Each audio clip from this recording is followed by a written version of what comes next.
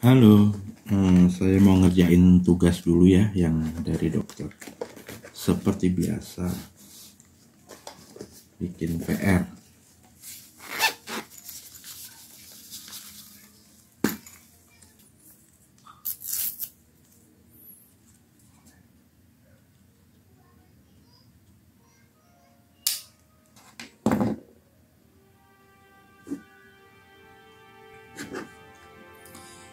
Seratus empat belas.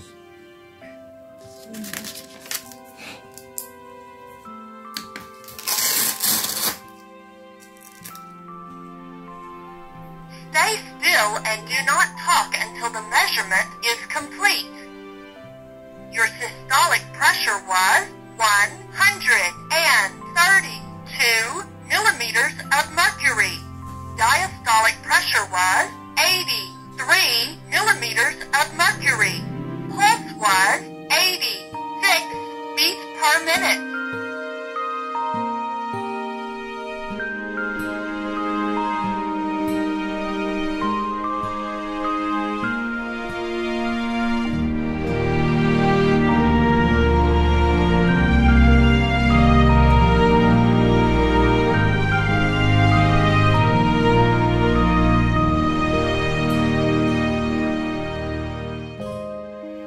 Oke, sekarang dilanjut kerja bentar. Ini saya barusan ngeset ya buat ngeblas WhatsApp itu pagi-pagi sebelum jalan pagi. Jadi pagi-pagi sekali, ini masih sekitar jam 5:30 saya udah mulai blasting WhatsApp. Kemarin ada yang nanya, nah emangnya promosinya Om Oki cuman pakai blasting WhatsApp? Ya enggak, blasting WhatsApp itu paling cuman sekitar 10 hari aja gitu setiap bulannya. Katakanlah saya punya database puluhan ribu ya, belasan gimana sih ngomongnya, belasan ribu database itu, nggak nyampe puluhan ribu, belasan ribu database. Tapi kan nggak semuanya itu potensial ya, saya juga bisa pilih-pilih gitu. Mungkin kalau yang benar-benar sudah pernah beli di toko saya mungkin sekitar 8.000 pelanggan lah gitu. Dari 8.000 pelanggan itu yang potensial paling cuma sekitar 4.000 lah yang kemungkinan dia akan repeat gitu. Mungkin sekitar 4.000-an. Nah, katakanlah dari database yang saya sortir sekitar 4.000 itu, kalau sehari saya blasting sekitar 400 gitu, kan baru habis sekitar 10 hari blastingnya gitu ya. Atau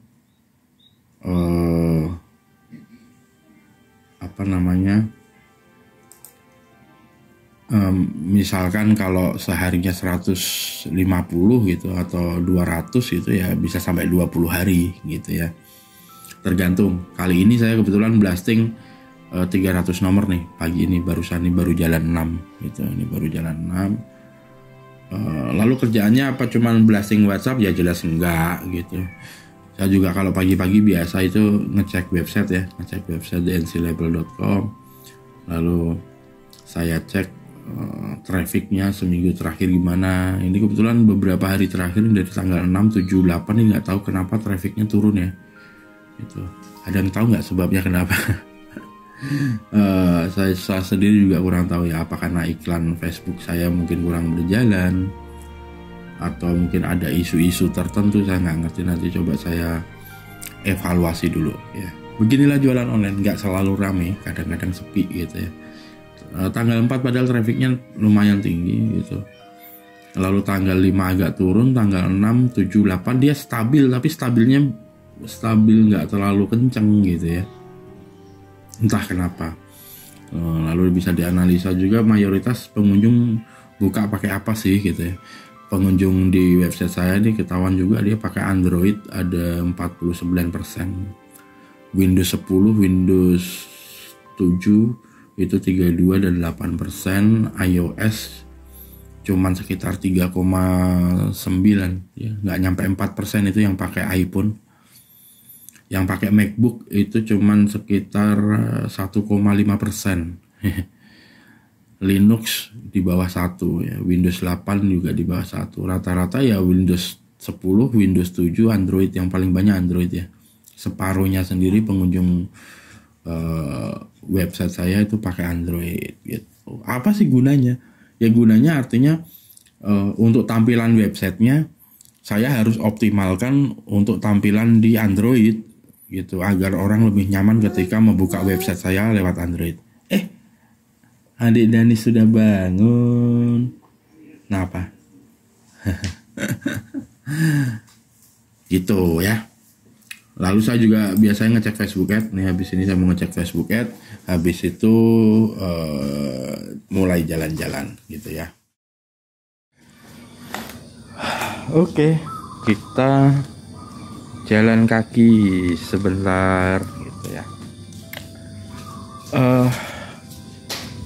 Kalau ada yang nanya juga lah, terus untuk yang marketplace gimana? Siapa yang ini Om yang handle? Kalau marketplace sekarang sudah dihandle sama Mas Maulana ya, sama karyawan saya.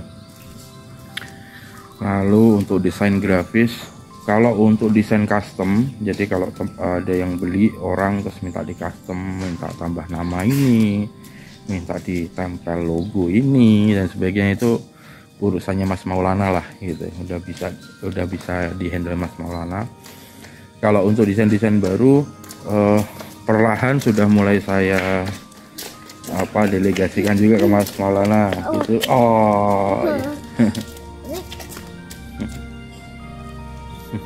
Jadi kalau untuk desain baru perlahan juga sudah mulai saya delegasikan ke Mas Maulana gitu ya. Tapi untuk iklan gitu, lalu untuk update website masih saya lah ya. Untuk yang ngoprek website masih saya gitu. Lalu saya pengen cerita gini, kemarin ada yang nanya kan, yang waktu saya upload video jualan barang yang pasti cepat laris gitu, itu kan ada beberapa kondisi gitu ya. Kalau orang pada nanya, kenapa Om Oki nggak jualan barang-barang seperti itu aja? Jadi gini bro, saya kasih tahu nih bro, segala tindakan, segala keputusan, segala strategi, segala taktik itu ada konsekuensinya. Nah, kemarin kan saya bilang barang itu bakal cepat laku kalau barangnya dibutuhkan masyarakat, barangnya banyak dibutuhkan orang. Jual barang yang dibutuhkan, lalu marketnya harus gede ya, lalu tingkat retensinya harus tinggi. Soalnya kalau retensinya rendah, untungnya dikit. Kenapa untungnya dikit? Karena marketnya gede, sudah dipastikan tingkat persaingan tinggi. Kalau tingkat persaingan tinggi, hukum alamnya harga harus murah-murahan ini jualannya gitu. Kalau jualannya murah-murahan, otomatis labanya tipis. Kalau labanya tipis, kalau tingkat retensinya rendah, ya kita ndak cuan gitu. Kalau ibarat orang dulu kan ada yang punya prinsip laba dikit nggak apa-apa, yang penting transaksinya banyak kan gitu. Nah, transaksi banyak itu munculnya salah satunya dari retensi itu tadi. Gitu bro ya. Enak sih kayaknya, tapi tahu nggak konsekuensinya apa? Konsekuensinya pertama, karena transaksinya butuh transaksi yang besar, otomatis modalnya juga harus gede. Kebayang nggak ya, modal yang dibutuhkan harus gede. Lalu kalau ada yang bilang, oh enggak kok Om, dropship bisa gitu.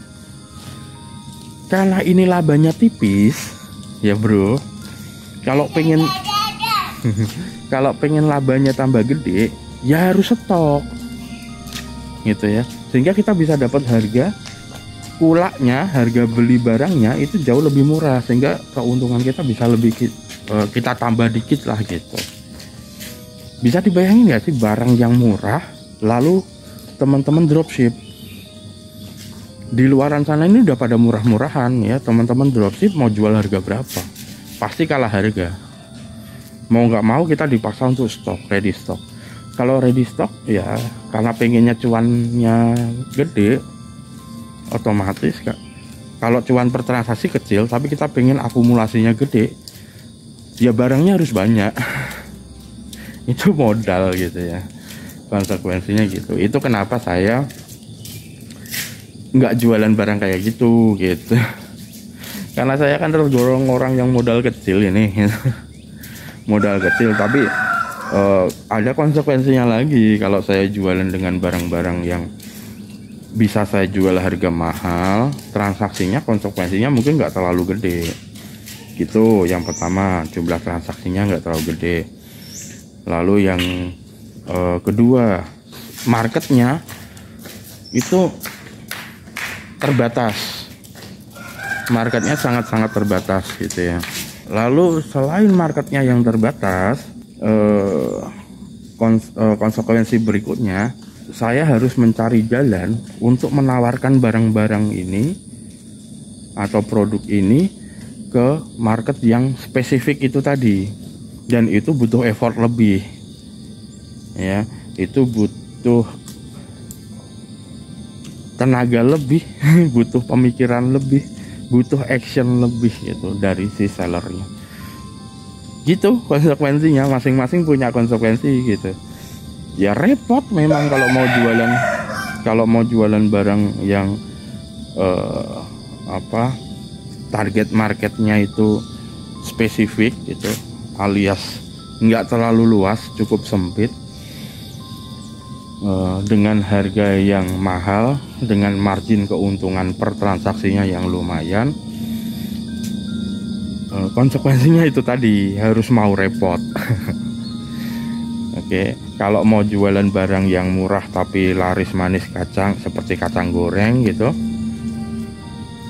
modalnya harus dipikir gitu guys, gitu bro. Itu kenapa, jadi masing-masing tindakan, masing-masing strategi itu ada konsekuensi logisnya. Enggak cuman sekedar kenapa nggak jualan barang kayak gitu, karena saya nggak suka aja, nggak gitu. Harus ada penjelasan rasionalnya. Nggak bisa dong kita melakukan tindakan cuman berdasarkan like and dislike gitu. Mungkin itu teman-teman yang saya pengen cerita. Saya mau lanjut dulu jalan-jalan. Kita ketemu lagi di video selanjutnya.